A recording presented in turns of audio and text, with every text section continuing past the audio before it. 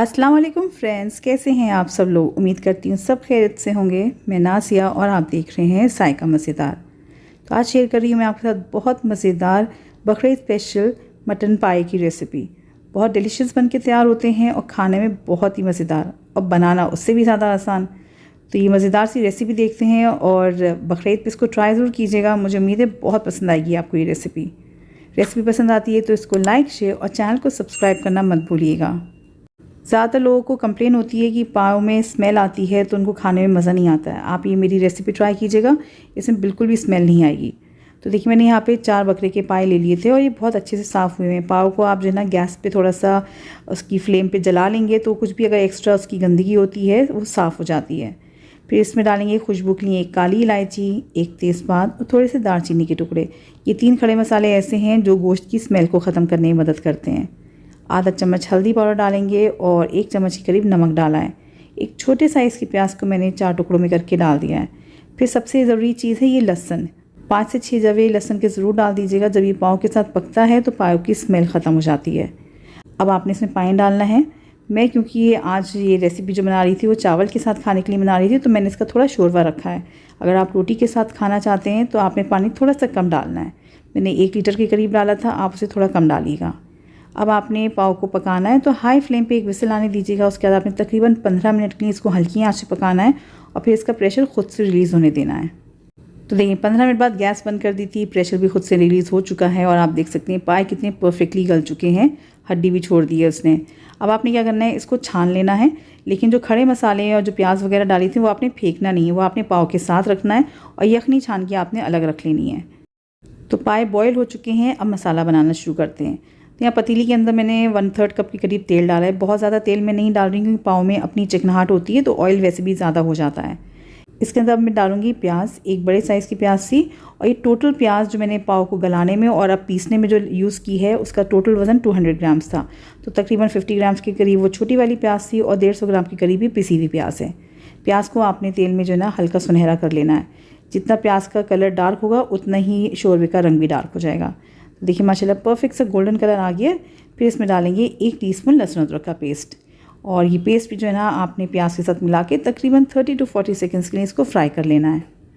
तो लहसुन अदरक भी अच्छे से भुन गया है और अब इसके अंदर हम डालेंगे थोड़ा सा पानी, क्योंकि उसमें मुझे थोड़े से सूखे मसाले डालने हैं। मसाले जले नहीं तो मैंने पानी डाल दिया है। सूखे मसालों में मैंने यहाँ पे लिया है धनिया पाउडर 2 टीस्पून के करीब, हल्दी पाउडर है वापस से आधा टीस्पून। फिर डालेंगे इसमें तीखी वाली लाल मिर्च, ये मैंने आधा टीस्पून डाली है। आप अपने टेस्ट के हिसाब से एडजस्ट कर लीजिएगा। 1 टीस्पून है धनिया पाउडर और साथ में लेंगे कश्मीरी लाल मिर्च 1 टीस्पून। कश्मीरी लाल मिर्च ऑप्शनल है मगर उसका शोरबे का कलर, ग्रेवीज़ का कलर इससे अच्छा आ जाता है। इंग्रेडिएंट्स की पूरी लिस्ट आपको नीचे डिस्क्रिप्शन बॉक्स में मिल जाएगी। 1 से 2 बार रेसिपी देख लें, समझ लें, फिर नीचे से स्क्रीनशॉट लेके आप आराम से बना सकते हैं। और अगर आपको ये रेसिपी थोड़ी सी भी पसंद आ रही है तो प्लीज़ इसको लाइक, शेयर और चैनल को सब्सक्राइब करना मत भूलिएगा। इस मसाले को आपने तकरीबन 3 से 4 मिनट अच्छे से भून लेना है और जब तेल हल्का हल्का सेपरेट होना शुरू हो जाए फिर इसके अंदर डाल देंगे पाए जो अभी हमने यखनी में से निकाल के रखे थे। जितने भी प्याज लहसुन वगैरह था ना सब इसके अंदर है। और इन पाव को जो है ना आपने इस मसाले के साथ, क्योंकि हमें अब मसालेदार अच्छे से फ्लेवर वाले पाए चाहिए, तो आपने इसको भूनना है। मीडियम फ्लेम पे आप इसकी भुनाई कीजिएगा तकरीबन 5 से 6 मिनट के लिए। फ्रेंड्स, आप देख सकते हैं कितना अच्छे से ये मसाला जो है ना पाव पे लिपट चुका है। जितना भी एक्स्ट्रा पानी था वो सब ख़त्म हो गया, ये अच्छे से भुन चुके हैं। अब इसमें हम डाल देंगे दही। ये आधा कप मैंने दही लिया था, अच्छे से फेंट के डाला है। और दही डाल के आपने फ़ौरन से इसको जो है ना मसाले में मिक्स कर लेना है और फ्लेम को लो कर देना है दही डालने से पहले। और दही के साथ आपने पाव को मज़ीद जो है ना 7 से 8 मिनट के लिए भून लेना है। पाव की भुनाई हो जाएगी तो जितनी भी अगर इसमें कोई स्मेल बाकी भी होगी ना वो सब ख़त्म हो जाएगी। बस मसाले की जो खुशबू निकलेगी ना वही पाव की खुशबू बन जाएगी। ये देखिए माशाल्लाह कितने अच्छे से ये मसाला भुन चुका है, तेल सेपरेट हो गया है और सारा इसका एक्स्ट्रा पानी जो दही का था ना वो खुशक हो चुका है। अब इसमें हम डाल देंगे यखनी, जो पाव का शोरवा निकला था ना वो सारा हम इसमें डाल देंगे। तो जैसे मैंने बताया, मैंने बनाई थी चावलों के हिसाब से, तो थोड़ा सा ज़्यादा शोरवा है इसमें। और आप अगर रोटी से खा रहे हैं ना तो आपने थोड़ा सा शोरवा कम रखना है। सारे मसाले को, यखनी को अच्छे से आप एक बार मिक्स कर लीजिएगा। और इस पॉइंट पर हम नमक चखेंगे। यखनी में थोड़ा सा डाला था, अब मसाले और पाव के हिसाब से देख लेंगे, जितना कम लगेगा उस पॉइंट पे एडजस्ट कर लीजिएगा। मैंने भी यहाँ पे आधा टीस्पून और डाल दिया था। इसको भी मैंने मिक्स कर लिया है। अब आपने फ्लेम को लो कर देना है और इसको हम ढक के पकाएंगे तकरीबन 15 मिनट के लिए, ताकि सारा मसाले का जो फ्लेवर है ना वो पाव में अच्छे से एब्जॉर्ब हो जाए। बीच में 1 से 2 बार चम्मच ज़रूर चला दीजिएगा और बाकी जो है ना 15 से 16 मिनट इसको आप पका लें हल्की आंच पे। और ये देखिए फ्रेंड्स, बहुत अच्छे से इसमें उबाल आ चुका है और ये आराम से 15 मिनट से पक रहे थे।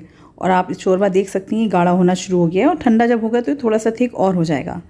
अब इस पॉइंट पे डालेंगे खुशबू के लिए आधा चम्मच गरम मसाला पाउडर। हरे धनिए से फ्लेवर बहुत बढ़ जाएगा और थोड़ी सी अदरक की जूलियंस काट के डालेंगे। और यहाँ पे मैं 2 टेबलस्पून देसी घी डाल रही हूँ।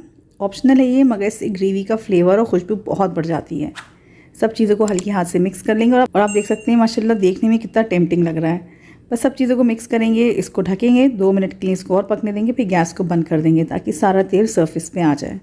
और ये देखिए अल्हम्दुलिल्लाह बहुत मज़ेदार से ये बकरे के पाए बन के तैयार हो चुके हैं।